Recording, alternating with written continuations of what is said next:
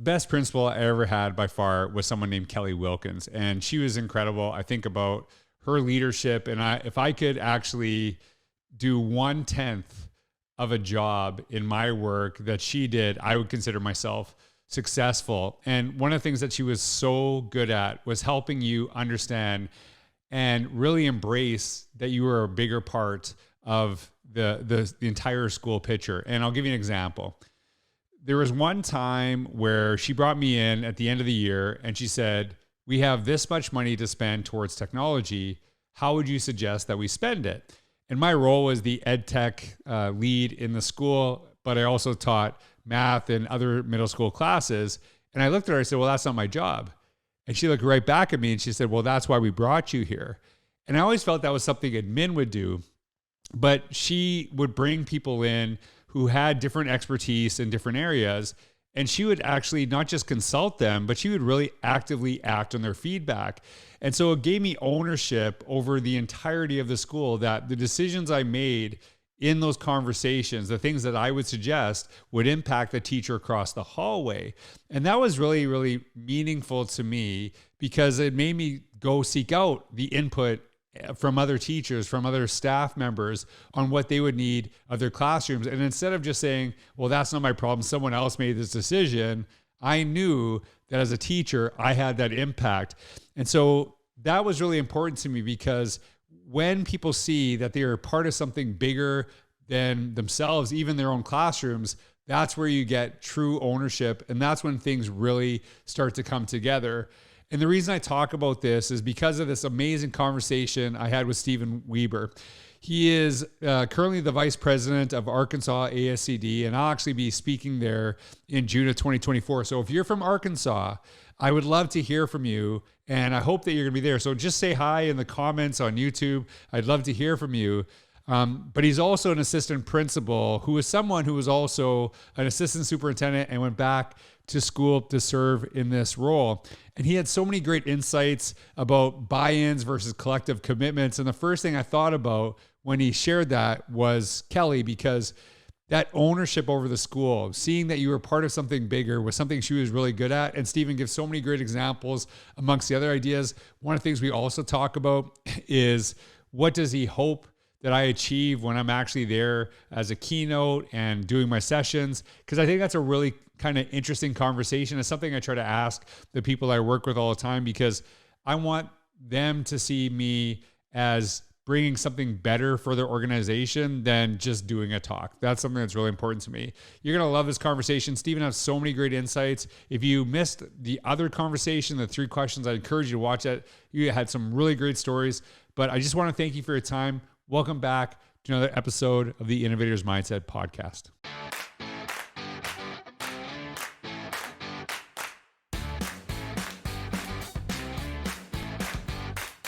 Hey everyone, this is George Couros. Welcome back to another episode of the Innovator's Mindset podcast. I am so excited to have Stephen Weber on the podcast here today. He is currently, is it vice principal or assistant principal? I don't even know why people, like, we need to just pick one. I don't know why. I'm excited. I'm assistant principal at Rogers Heritage High School in Arkansas. Yeah, so he's assistant principal. He's also the vice president. Maybe that's why I got screwed up, because you're vice here, assistant here. And so vice president of Arkansas ASCD. I'm so blessed to be able to keynote there.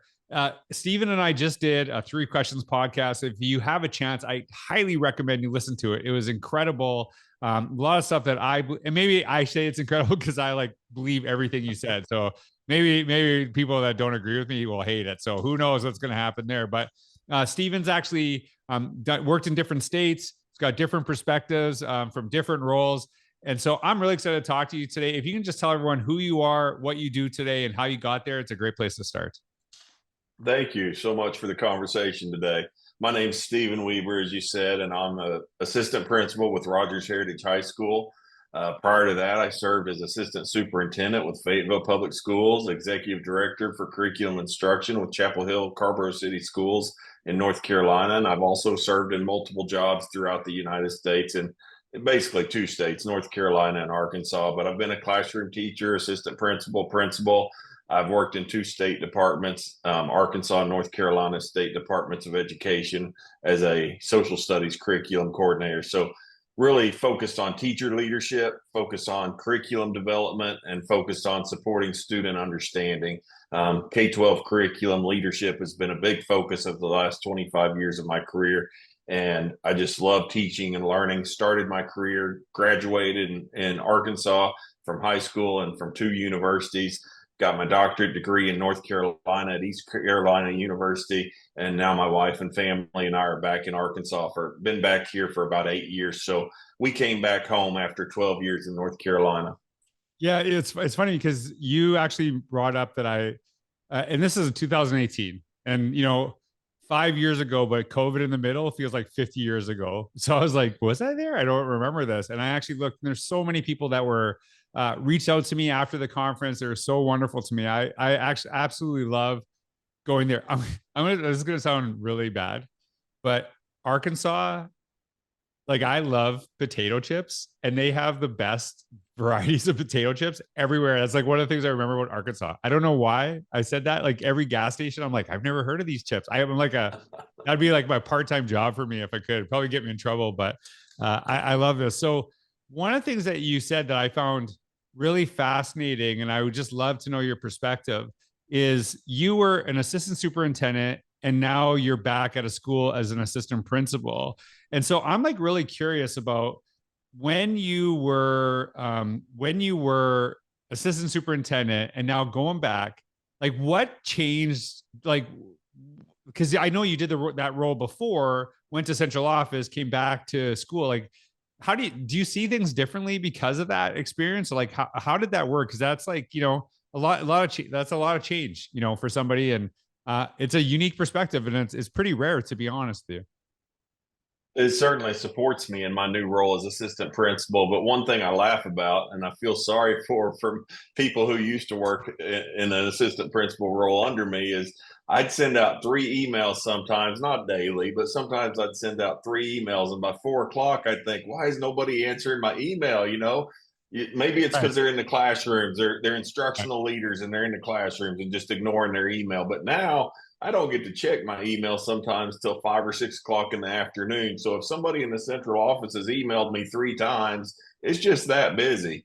And I'm relearning, instead of having maybe 30 to 45 minutes to eat my lunch slowly at my desk, I'm relearning how to eat it in 3 minutes. And so all the assistant principals that I know around the state are laughing because they're enjoying my stories about how, I'm living the AP life. But your job is solely all day on student needs, and it's not just academics. There's so much with behavior and so much with social and emotional learning. There's so much going on, even in a high school, a kid who's almost an adult going on in their life. And, recently we had a student, I won't say the name, but we had a student who was looking for a place to live that night. They literally had no place to go that evening. And teachers and administrators who I was working with were actively trying to find a home for that night. We weren't worried about the week. We were worried about that night. Okay. And so these are real things that go on in students' lives. And I think assistant principals are very active in supporting and advocating for the needs. We think about the whole child, and we think about an elementary school student, but whole child is all the way K through 19 years old, birth through 19 years old. So we're working with the whole child at the high school level. And I'm just seeing the needs of students, and I'm seeing how those needs impact teaching and learning. But I'm still focused on teaching and learning. And I do think that my previous experiences have prepared me to be part of this administrative team where we're just trying to support all the kids in our school the best way we can possible. Like I worked in central office, right? And when I was when I was an assistant principal, when I was a principal, you do have to do some like email crap and forms and whatever, right? And there would be a point where I'm like, I can't do this anymore. And I would get up and I would go into classrooms. And that's one of the things that you talked about in the last podcast, which I really appreciated, is that just being around students, and not just like going in, disrupting, and then leaving, right? But actually just being there and, sitting in the back, being around kids, doing whatever. And I felt that it would recharge me, that I could go back and do some email and stuff like that. And then when I went to central office, I would get up and walk around, and I'm like, there's no kids. I don't know what to do. Like I'm a little bit, Yeah. I felt a little lost in that space. And it really shifted when I did that. I'm like, I can't, this is not for me to do it this way. So I actually would just get in my car and drive to schools and go sit in schools. And it was really, really powerful to actually do that. Now I'm gonna ask you the flip of this question. So if you went back to central office, and I don't know if you ever would, what would you change about what you did? And I know the email is one of them, obviously. You want to be maybe bombarding maybe as Yeah. much as you used to. What, like, now that you have the perspectives on both sides, if you went back to central office, what do you think what would be maybe a different approach that you would take that you didn't do necessarily before? I think I spent several years having focus group with teachers. So we had curriculum leadership meetings with math teachers, science teachers, and I think I did a really good job of having focus groups with teachers. We also had monthly principal meetings in different districts I've worked in, so I feel like I connected well with principals. But in my current role as assistant principal, sometimes that's a in-between role that gets overlooked. And if an assistant principal is supposed to go observe teaching and learning and give teacher evaluations, coach teachers, coach rookie teachers, they need to know what the curriculum priorities are, and they need to know what's going on when we make changes in education. So I think quite often assistant principals in some districts get left out of the communication loop. And really the principal's not the only one doing the evaluations, but the Right. principal gets monthly meetings with the superintendent and monthly meetings with their director. So I would have more focus groups with assistant principals because they're right there in the center of the action, and I think we could learn a lot from the perspective of assistant principals. And looking back on it, that was a perspective that unintentionally I often overlooked. I just thought, well, the principal is the voice of the admin team. We have a monthly Right. principal meeting, so I would focus more on focus groups with that group. And certainly, I think all school districts should have focus groups with teachers. That's something I did well, but a lot of districts don't have focus groups with teachers. Somebody in the central office writes all the curriculum or they Right. buy all the curriculum, and no one ever asks the teachers, what do you really need? Right. And then it's like, surprise, surprise. Yeah. Right. So I appreciate it. I think that, having those conversations, getting that feedback. And I think part of it too is it's not necessarily feedback, but when you ask people their opinions and then you implement them, they feel ownership, because Yeah. if you act upon their feedback and they have ownership and then it doesn't work, they want it to work because they see their input in that space. Whereas if I didn't actually have any input and I don't really care as much, right? It's like, well, this is a central Yeah. office. I don't really care. So, um, you, I'd like to talk on that for just a sure, go second. for it. Or Yeah. probably first 20 years of my career, I focused on buy-in. That was a term we always heard. You got to Right. get teacher buy-in. If you don't get teacher buy-in, the initiative will fail. So I spent 20 years focusing on buy-in. You can read some of my articles I write for Teach Better, and some of my articles recently are starting to talk more about collective commitment. It's not a term I created, but over time I've realized what you just said. If there's a collective commitment to we're going to implement X, then everybody on the team at the third grade level is probably more locked into committing to doing that behavior. So I like now to talk more about collective commitments versus buy-in, because I spent and that's how the educational research when I was coming up through the ranks said you need to get buy-in. So I still try to get buy-in, but then I tried to get a collective commitment, whether it's the end of the meeting or the end of 3 meetings, because without any commitment, we're just hoping for a change, and we can't do that with student lives. Yeah. I'm actually in the process of writing something right now, and it's about one of my former principals. And, I've talked about her a million times. Her name's Kelly Wilkins. She's just phenomenal, just an incredible leader. And the biggest gift that I felt she had was she truly gave staff ownership over the process, not of just your classroom, but of the entire school. So you felt like the things that you did had an impact on classrooms. So because of that, you put way more attention. You didn't want people complaining about the decisions you made as a teacher, because it's really easy to just dump on admin. But when you actually are, as a teacher, you have ownership. You want it to be good because you don't want your colleagues complaining about it. So you're putting a lot more thought. And she was so good at that. For everyone listening, we're going to link some of those articles from Stephen below on collective commitment. So if you want to learn more about that, that will be there. All right. So, like, it's funny because you're like, I'm super busy and like, I can't even, I barely have time for lunch. And then you're like, but I'll also volunteer, to be, to work with Arkansas ASCD. And I think a lot of people don't understand. A lot of people, when they work for your state organizations, whether it's like a state affiliate of ASCD or whatever, they're doing the majority of people are doing this for volunteer, which is really admirable. So that's, I guess, my first question. You got all this stuff going on. Why spend that extra time working at with a state organization? Why is that something that's really important to you? It's very important to me because it's just giving back to the profession. When I was coming up through the ranks as a teacher and administrator, both in Arkansas, North Carolina, ASCD, and other organizations, I saw superintendents and principals and assistant superintendents. I thought, I want to be like them someday.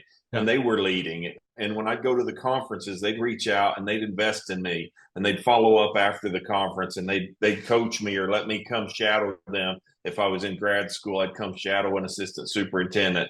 And so now those people are retired. And so I'm at that level now that I feel like I owe it to the profession. People did that for me, and I want to help the next generation of teachers and administrators just the way people did for me. So I just feel like it's not really something to put on my resume. And that's how most of the people who I've worked with in Arkansas ASCD feel. They feel like this is our organization and this is our time to set education up for the future. So let's give back to the people who are currently in Arkansas education. So it's more of just giving to our profession. It's not so much for running a conference. That's the hardest part of it, is running a conference. And it's not for the title on your resume. I mean, everybody on the board has a great resume already that I work with. So it's more about, we love Arkansas education and we love Arkansas teachers and students, and we want to create the best possible experience for them. And we want them to be able to have a professional voice by being connected to ASCD at the international level. Yeah. And that to me, I think is really important, because those groups are, I probably say advocacy groups for educators, Yes. right? Like they do provide a voice, but they also provide great opportunities for people to really, grow in the profession. So if you look at, and I know you did this, you did some of this work in North Carolina as well. If you are an effective organization, like, what's one or two things that you'll achieve continuously, as a like an affiliate of something like ASCD? Two things: advocacy, as you mentioned. We want to advocate through our state representatives and let people know what the needs of Arkansas educators are. And the second one is professional development. We want to offer, whether it's virtual, we have some free online conferences we'll do in the fall via video, and then in person, we have our annual conference. But we want to provide and equip training for teachers and administrators so they can do their job well. So advocacy and professional development. And then outside of those two, a professional learning network. You and I have both connected before today on social media, but we never really connected face to face until today. So, for educators, Arkansas ASCD provides that time where you can connect either on a video virtual conference or an in-person conference, and you might find another teacher or administrator who is, your go-to for the rest of your career. So that's certainly been true of my profession, working with our Arkansas ASCD, is that I go to that conference and I meet 3 new people. And then at some point, I'm either able to help them or they're able to give me an article or something that helps teachers in my district. So, okay. So this is a question I'm going to ask you, recorded. And I always ask this when I come into organizations to speak, but I think it's really good to kind of see into the process, the thinking behind this. So I will be there keynoting your conference. I know, like, I don't have my calendar. It's June 2024, correct? Like, it's June 10th and 11th, 2024. Right. Okay. So here's the question. If I'm effective in that role, with your conference, with your serving, what does that mean to you? What does that look like to you? If I actually do what you hope, what does that mean? Well, the theme of our conference, as you know, is reimagine, learn, teach, lead. Yeah. And so we're reimagining education like the rest of the world. After COVID, education was disrupted, just like the rest of society. And what does that look like? What are the needs of our students? And what do we need to reimagine? And so, through your book, Innovator's Mindset, and other articles and videos you've made over the last several years, we want our educators to walk away with confidence, and not just hope, but confidence and strategies for how they can reimagine in their district, because there's so much change going on with state and national policies. There's so much change going on that's outside of the control of teachers' influence, but they influence their kids every day when they close their door and teach. So what can the classroom teacher or the classroom or the building principal do to have that influence in this world of change and constant change? And you've written a lot about constant change over the years that's impacted educators globally. Well, this is one of the reasons we do this podcast, because we're going to shoot this out to all of the Arkansas ASCD. So now they can say, hey, did you do what Steven said? Did you actually do that? So now it's like some accountability on my end. I can't remember who I was having this conversation with, but I think sometimes like I'll ask about like a keynote coming to a conference, and it like makes you feel all nice and warm inside, and but it doesn't really change anything. And if it doesn't change anything, then you could have just not done that. Do you know what I mean? Like if it doesn't push, like, and it's not, I think you have to kind of find that balance of really ensuring people know they're appreciated and respected, but also you want them walking out of there feeling like, you know what, some of that stuff challenged me, but I can do this. And they have that confidence through that process. So I'm excited about that, because this is it's a wonderful opportunity. And like I said, I've been to Arkansas before. I've done a few conferences there. Legit, some of the nicest people I've ever met. Right? It's a very warm state. Is that like an accurate?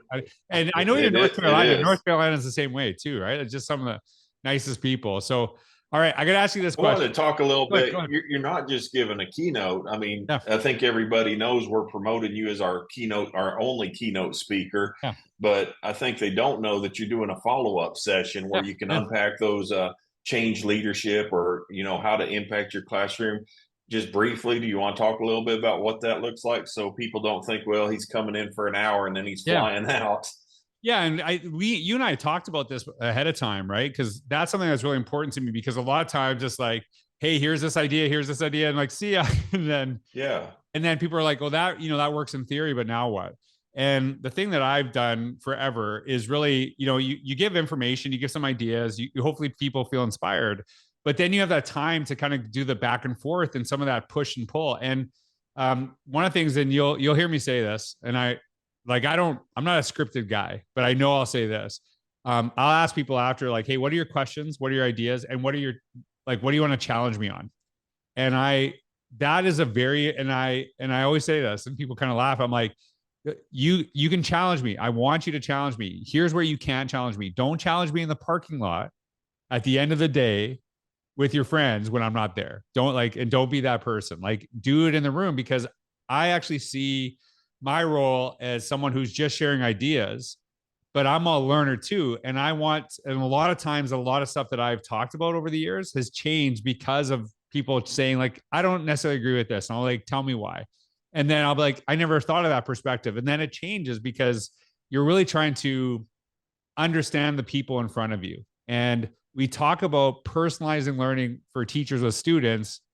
And to me, that's one of the ways I try to do that, because it's not, I think sometimes a keynote does a keynote and then goes to a session, and they just do a mini keynote in another session, where that's not what I do. I want the back and forth, and I want the conversation, and really and you do this in Arkansas versus North Carolina versus Florida versus California.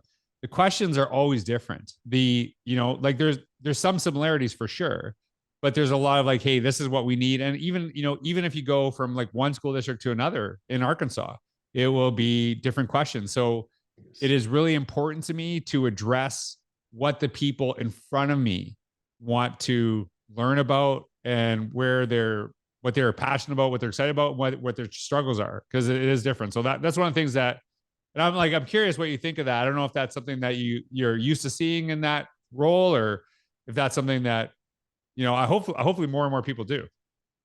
That's why you're coming to Arkansas ASCD. That's what the teachers want to hear. We've heard a Yeah. lot of edutainment over the years, or Yeah. people that get up and give good speeches, or we've heard Yeah. inspiring speeches, but we're going to get down to what can we do to support Arkansas students. And your message is one that our board is definitely excited to have coming back to Arkansas, because you've been to Arkansas several times, but we're excited to have you, I think, for the first time for an Arkansas ASCD conference. I'm pumped. I can't wait. All right. So I know this is, I always say these for the end, because if people slowly, do other things, so you mentioned, as soon as I got you on I know you're from Arkansas, it's Saturday, college football is going on. And I actually remember and I say this as a kid, now I feel guilty, because Corliss Williamson, he's 1 year older than me. And he was just incredible basketball player. They won the national championship. I remember that Bill Clinton was in the stands. I remember that was a big thing. And I think he was the president when that was happening, right? Yes. And so the thing you told me, I couldn't believe it. You played against Corliss Williamson, right? And can you share that story? Because I think that was amazing. I love that. And it's just, this guy played in the NBA. Maybe we can get him to come to Arkansas ACD. That'd be cool. I'd be pretty pumped. That'd be cool. It'd be great if he would. You gotta tell everyone about that experience of playing him in high school. Well, you just said, who's a famous Arkansas player, and you mentioned Corliss, and I said I played against him in high school. We're the same age, and I think my senior year he scored 34 points in the first half, and he sat on the bench the whole second half. And that's my fault, because I was guarding him, but I had his feet in my face most of the night because he was doing two-handed dunks just off 2 feet. He wasn't even off the pass. He would just pivot and dunking right in my face. So I like to go to the Razorback basketball and show my kids. They have his face several parts of the arena, and I like to show my kids his face and jersey and say, I guarded that guy. And that's kind of what I tell my kids, and they're like, we know, Dad. You tell us every time we come. And guarded in quotation marks, right? That's all. Just guarded. Didn't probably even score. Just guarded. Right. I love that. Well, I love that. I went up for a layup one night my junior year at Russellville, put the ball up in the air, and he comes from the free throw line like Jordan, and it slaps the ball in the air. It hits the backboard, ricochets back to half court. And that's when I realized I probably wasn't going to get any layups, because I thought, I got this one. He's nowhere around me. Oh, wow. And he comes out of nowhere. And so, yeah, he was probably the best Arkansas high school basketball player that I can ever recall. But well, now that's I'm gonna funny have to that you mentioned his name. Yeah, I'm gonna have to come a day early. We have to, play some hoops before. That'd be fun. Right? I could say I played. I'd probably have a heart attack at this age. I've seen you playing hoops. You went through a workout phase there. You were playing basketball a lot. Yeah, no, I try to get in. I try to play. I try to play a couple times. I'm training for a marathon right now, so I will not. I'll shoot, but I will, as soon as someone says, "Hey, do you want to play?" I'm like, "Nope," and I'll take off, because I know I'll get injured. So I'm like, I got to get this marathon done, and then I'll start playing again. But we can't wait to have you. It's at Bryant High School. It's right in the middle of the state, so we think several educators will be able to attend.